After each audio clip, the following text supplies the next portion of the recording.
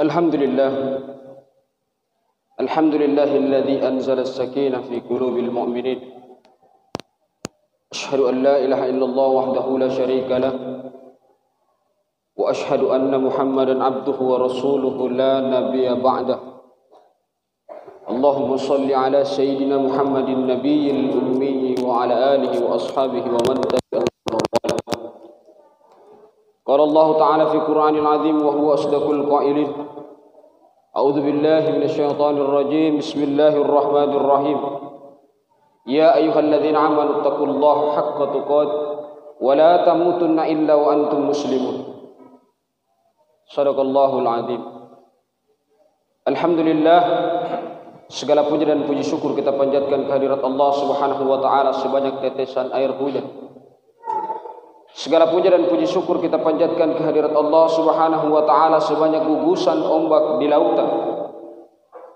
Dan segala puji dan puji syukur kita panjatkan kehadirat Dia yang menjelma dalam setiap nama dan setiap wujud, sebanyak ciptaan yang ada di langit dan di bumi dan di antara keduanya.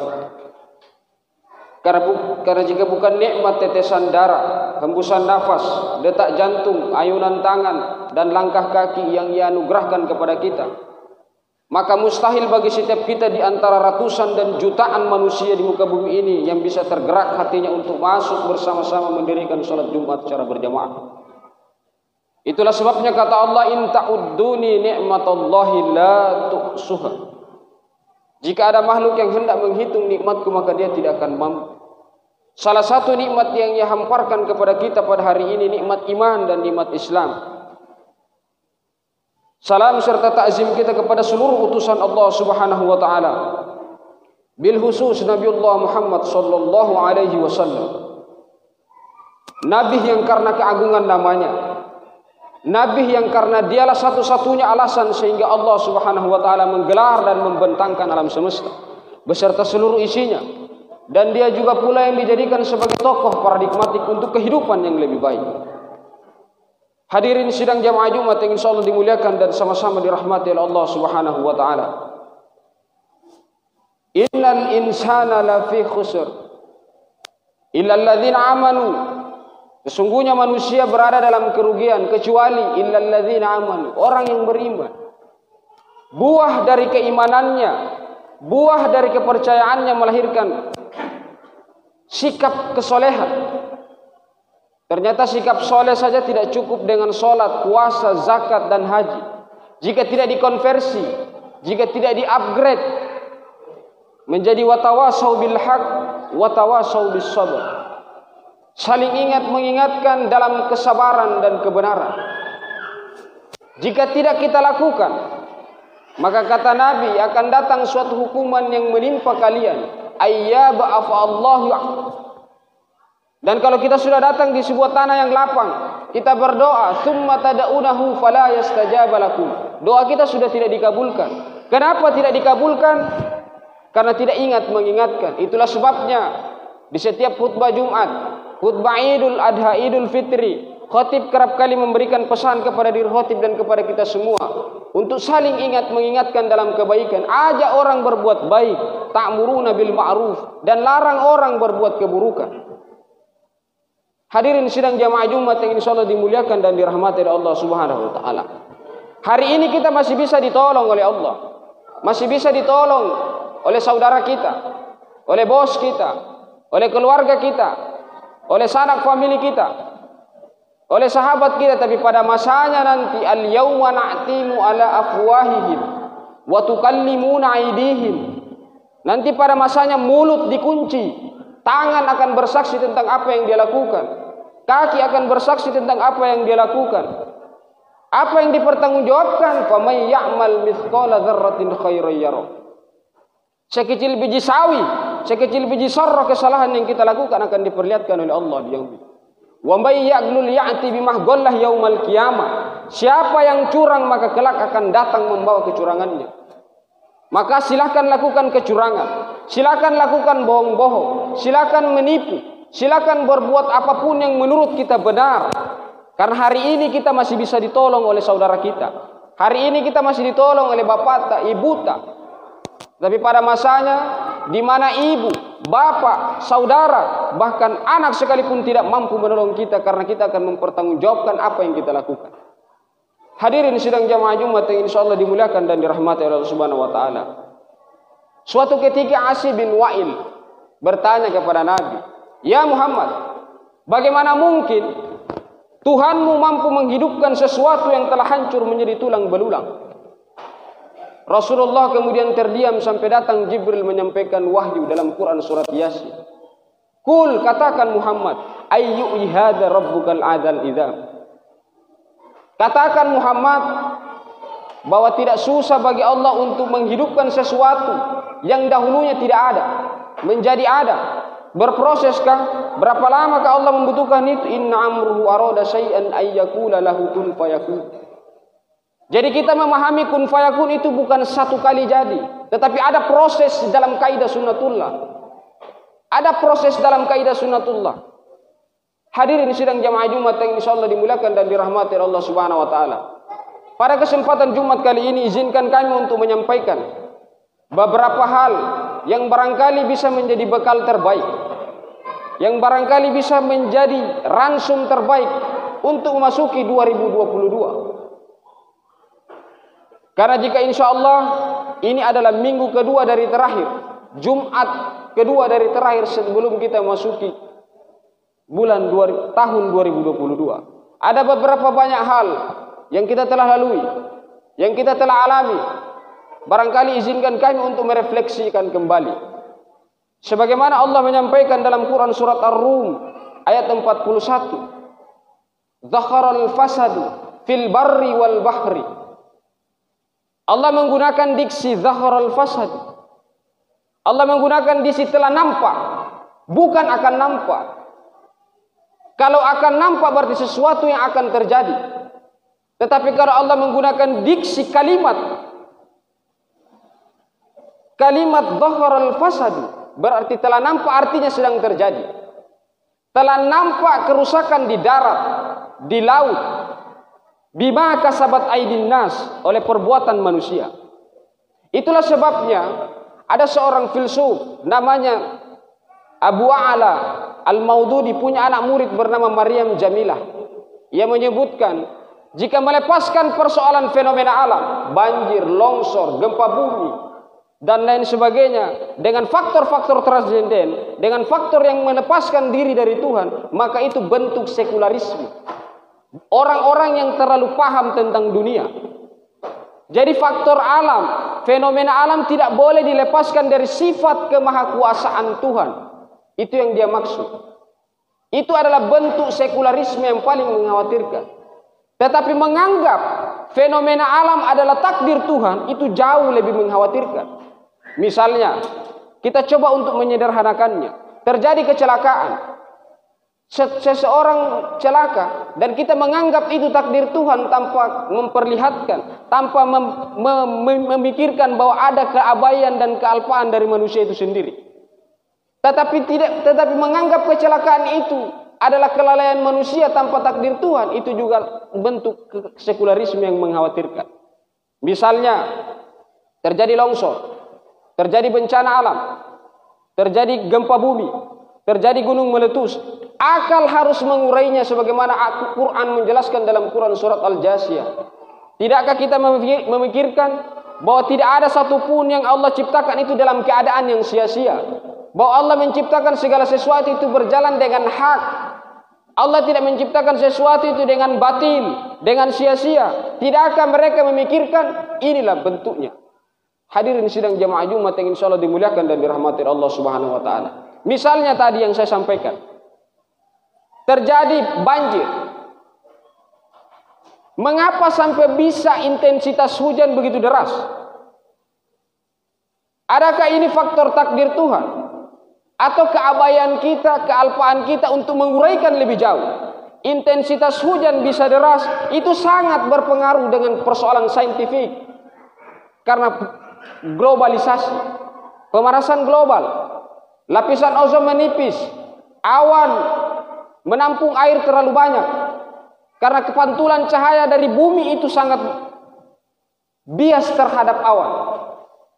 Dan banyak persoalan lain, banjir, efeknya banyak. Adakah ini berkaitan dengan persoalan infrastruktur statis bangunan yang tidak memikirkan dampak lingkungan hidup? Adakah ini persoalan yang tidak pernah memikirkan bahwa muara dari seluruh perjalanan air adalah di laut, bukan di darat, tetapi airnya ditahan? Lalu kenapa kita dengan serta-merta mengatakan bahwa ini adalah ujian dan musibah dari Allah Subhanahu wa taala? Makanya di ayat yang Quran surat Ar-Rum ayat 41 Allah menjelaskan, saya sengaja agar mereka merasakan sebagian dari apa yang mereka lakukan, supaya mereka kembali kepada jalan yang benar. Saya sengaja supaya mereka merasakan sebahagian dari apa yang mereka lakukan. Itulah sebabnya ujian, musibah itu datang, dia tidak akan pernah pilih mana orang beriman dan mana orang yang tidak beriman. Makanya salah satu esensi dalam ajaran Islam ialah mengajak orang berbuat baik dan melarang orang berbuat buruk. Karena kenapa? Karena musibah kalau datang, dia tidak memilih mana orang baik dan mana orang setengah baik dan mana orang buruk. Musibah kalau dia datang kepada orang baik, maka itu ujian. Harus sabar. Musibah kalau dia datang kepada orang yang setengah baik dan setengah tidak baik, ini namanya yang kadang-kala membuat malaikat pusing. Sholat rajin tapi mencuri jalan terus. Zakat nomor 1, infak nomor 1 tapi ceritai orang luar biasa. Kalau musibah datang kepada orang yang tidak baik, itu kontan. Di akhirat kesli. Hadirin sidang jamaah Jumat yang insyaallah dimuliakan dan dirahmati oleh Allah Subhanahu wa taala. Tetapi Allah mengatakan di dalam hadis qudsinya, wa ma kana Allah yu'azzibahum yastaghfirun. Allah tidak akan menurunkan musibah di tengah orang-orang yang banyak beristighfar, di tengah banyak orang-orang yang banyak mengingat. Atau di hadis qudsi yang lain Allah sampaikan, inni la ahammu bi azabi ibadih. Saya sebenarnya mau turunkan murkaku. Musibah aku tarik kembali karena aku melihat 3 perkara. Syakun rukqa. Orang tua tengah malam sujud berurai air matanya. Sidyanan rutto, anak bayi yang sementara menyusu. Wabahaiman rutto, binatang melata yang sementara mencari makan. Bagaimana musibah itu tidak bertambah? Kita mengamalkan hadis ini terbalik. Anak bayi dibuang di tempat sampah karena orang tua tengah malam menyusu. Bagaimana musibah ini tidak bertambah karena kita mengamalkan hadis ini terbalik? Itulah sebabnya di dalam komposisi dalam Al-Quran ada 100% ayat yang 65%-nya berisi tentang ibadah sosial. Hanya 35% hanya ibadah yang memperhitungkan antara diri dengan manusia. Selebihnya ialah ta'muruna bil ma'ruf wa tanhauna 'anil munkar. Kita lebih banyak diperintahkan untuk mengingatkan orang kepada jalan kebaikan dan melarang orang untuk berbuat keburukan. Itulah sebabnya para guru-guru kita, para ulama-ulama kita berbeda pendapat dalam memperingatkan orang. Ada yang menganggap bahwa memperingatkan orang itu bisa dengan diam saja. Atau kalau paling tidak yang paling banter, yang paling parah ialah menjauhi orang yang melakukan keburukan. Tetapi ada juga ulama yang membenarkan jika ada orang berbuat keburukan, tegur dia, larang dia. Makanya di sini umat berselisih paham, apakah menegur atau diam saja. Tetapi Rasulullah memberikan tuntunan dalam mendakwai orang. Ini sebagai bahan refleksi buat kita dalam menyongsong tahun yang akan datang. Di dalam Quran surat An-Nahl ayat 121, ud'u ila sabili rabbika bil hikmah wal mau'idatil hasanah wajadilkum billatihi ahsanu rabbaka biman dhalla. Dan serulah mereka ke jalan Tuhanmu dengan hikmah. Hikmah itu ada 2. Menyampaikan hikmah itu ada 2, dengan ilmu ilmiah dan amal ilmiah. Sampaikan kepada orang yang bisa napahami orang. Jangan yang susah dan terlalu filosofis. Dan sampaikan kepada orang yang bisa dia kerjakan. Itu hikmah. Yang kedua, wal mau'idatil hasanah. Jangan maki mereka. Kata Allah hasanah, terbaik. Dan berdebatlah dengan mereka dengan cara yang paling terbaik. Bukan dimaki. Bukan dihujat. Wajadilhum billatihi ahsanu rabbaka biman dhalla an sabil. Misalnya kita lihat, tidak ada orang yang imannya sama dengan Nabiullah Musa alaihissalam. Dan tidak ada orang yang sifat dan perilakunya sama dengan Fir'aun laknatullah alaih. Itu saja diperintahkan oleh Allah untuk mendakwainya dengan cara yang paling terbaik. Faqula lahu qaulan layyina. Hai Musa, hai Harun, jika engkau dakwai Fir'aun, maka sampaikan dengan cara yang paling terbaik agar tidak menyinggung perasaannya. Hadirin sidang jamaah Jumat yang insyaallah dimuliakan dan dirahmati Allah Subhanahu wa taala. Ini bahan refleksi. Ini bahan yang kita jadikan sebagai ransum terbaik untuk bekal ke depannya. Sebab kenapa? Kegagapan kita, keabayan kita yang kurang mahir bertutur kata, keabayan kita yang kurang mahir dalam menuliskan sesuatu kadangkala menyinggung perasaan orang. Kadangkala menghardik orang lain tanpa kita sadari. Padahal Quran memberikan tuntunan. Sebagaimana Rasulullah SAW yang mendakwai kaum di Bani Taif. Bayangkan Jibril menawarkan jasa untuk menghimpitnya, tetapi Rasul menolak. Itulah bentuk, makanya kata Khairil Anwar, jika mereka yang mendatangimu adalah api, maka jangan kau datang sebagai bensin. Apakah Rasulullah marah jika ada umat yang menghina, jika ada orang yang menghinanya saat ini? Tidak akan mungkin. Sebab bagaimana mungkin Rasulullah yang dihardik oleh kotoran unta, dilempari pelipisnya berdarah, datang Jibril menawarkan jasa untuk menghimpit, tetapi kata Rasul jangan. Doakan saja mereka. Siapa tahu ada generasi yang lahir dari Bani Taif yang akan mengikrarkan diri kepada Allah Subhanahu wa taala. Hadirin sidang jamaah Jumat yang insyaallah dimuliakan dan dirahmati Allah Subhanahu wa taala. Pesan yang ketiga, reformasi terbesar yang pernah terjadi sepanjang peradaban umat manusia ialah reformasi yang pernah dilakukan oleh Rasulullah sallallahu alaihi wasallam. 13 tahun dalam periode Mekah hanya untuk menanamkan tonggak dan tauhid. 13 tahun Rasulullah bergelut di Mekah, berdekatan langsung, bertalian langsung dengan masyarakat jahiliyah yang keras dan membabi buta. 13 tahun adalah pencapaian terbaik dalam sepanjang sejarah. Bahkan seluruh penulis, seluruh filosof menganggap Rasulullah sebagai orang yang paling terbaik. Karena mampu merubah sebuah bangsa tidak beradab menjadi beradab. Bangsa yang terpecah belah menjadi bangsa ummatan wahidah. Reformasi apa yang Rasulullah lakukan? Reformasi akidah. Menanamkan fondasi, menanamkan tonggak sebagaimana bangunan, sebagaimana rumah. Kalau mau rumahnya kokoh, maka bangunannya harus kuat. Kalau mau rumahnya kokoh, maka dasarnya harus kuat. Tidak ada bangunan yang dibangun di atas fondasi yang rapuh. Oleh sebab itu orang hidup sebagaimana imannya. Kita hidup bagaimana iman. Hari ini, hari-hari yang berat, kita harus menghadapi iman yang digoncang-goncangkan dari luar. Belum lagi faktor internal, belum lagi faktor eksternal. Maka sudah saatnya kita kembali, mendedah kembali ibrah bagaimana Rasulullah dalam melakukan perjalanan sirah 13 tahun di periode Mekah. Dan lalu berhasil membangun sebuah masyarakat religius 10 tahun di Madinah. Itulah yang dapat saya sampaikan. Barakallahu wa lakum fil Qur'anil azim. Wa nafa'ani wa iyyakum bima fihi minal ayati wa dzikril hakim. Wa taqabbala minni wa minkum tilawatahu. Innahu huwal ghafurur rahim.